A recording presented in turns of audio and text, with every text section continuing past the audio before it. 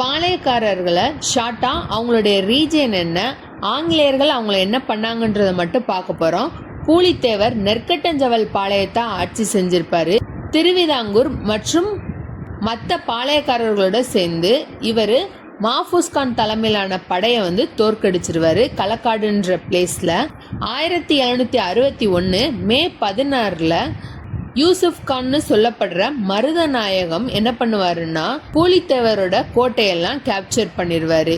1764 ஆங்கிலேயர்கள் மருதநாயகத்தையும் மதுரை சம்மட்டிபுரம்ன்ற பிளேஸ்ல தூக்கில் போட்டுருவாங்க. அதுக்கப்புறம் மறுபடியும் பூலித்தேவர் அந்த கோட்டையை கேப்சர் பண்ணுவாரு.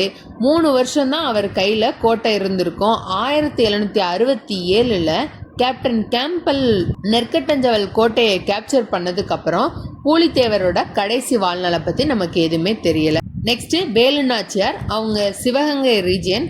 1772 கர்னல் பான்சோர் காளையார் கோவில் கிட்ட இவருடைய முத்து வடுகநாதரை தோற்கடிக்கிறாங்க.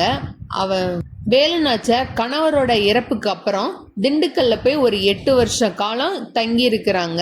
8 வருஷ காலம் தங்கி இருந்து அதுக்கப்புறம் சிவகங்கைய 1780 மீட்கிறாங்க. வீரபாண்டிய கட்டபொம்மன், இவரு பாஞ்சாலங்குறிச்சி பகுதியை ஆட்சி செஞ்சவர்.